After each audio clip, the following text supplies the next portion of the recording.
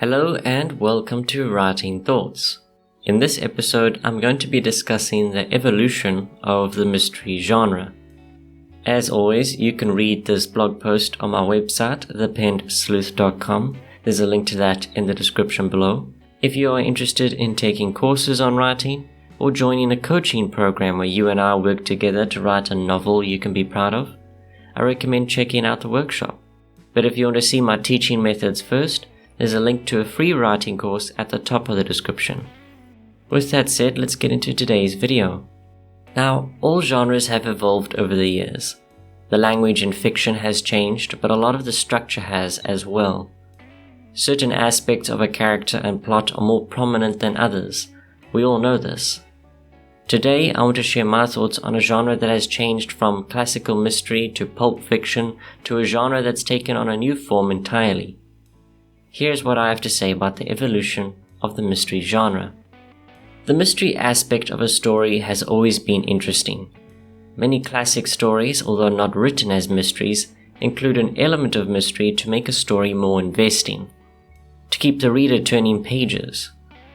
In later fiction, it was included as an element of a character's career, but still not a genre, such as a sheriff or police officer making sense of a crime.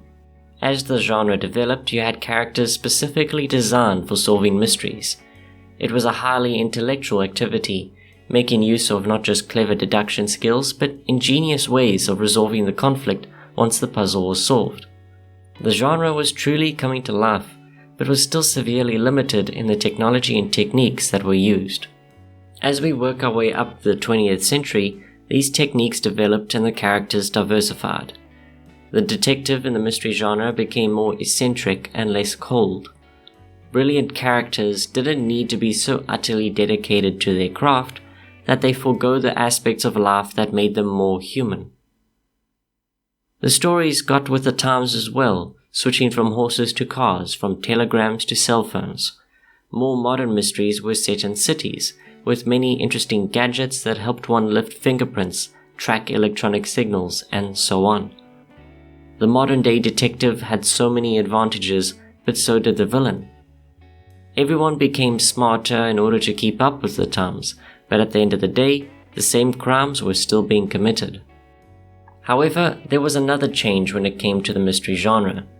The popularity of the standard mystery, be it a detective, cunning individual, or a group of nosy teenagers, was altered to create a more dark, gripping story.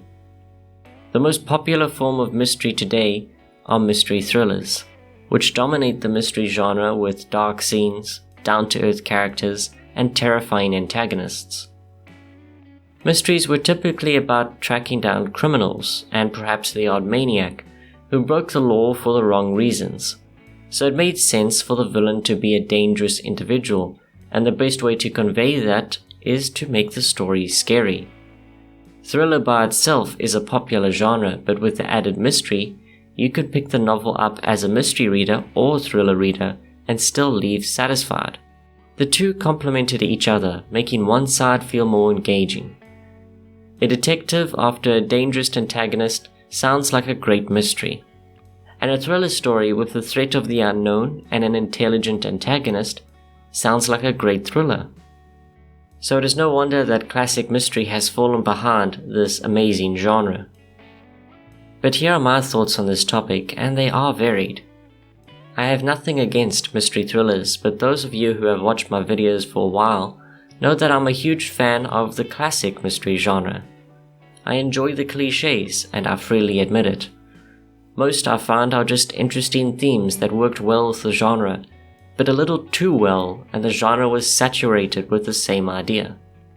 While I can definitely appreciate a mystery novel where the character isn't a professional puzzle solver, I still believe that the best forms of mystery fiction are the ones where there is an intelligent individual involved, or even a professional such as a police detective. I also believe that you can have an antagonist that does terrible things, but is just an average person when the detective confronts them, rather than a dungeon in the basement dwelling, chainsaw wielding, I'm so twisted psychopath. Quite often, crimes are committed by people like you or me. It's just that they think they can get away with it when those emotions are reaching their peak. Most crimes are committed in anger or through greed. These are common human failings that take a person too far across that moral line, making them bad people at the end of the day, but still people. These are the same kinds of people the protagonist will encounter along their way towards solving the mystery.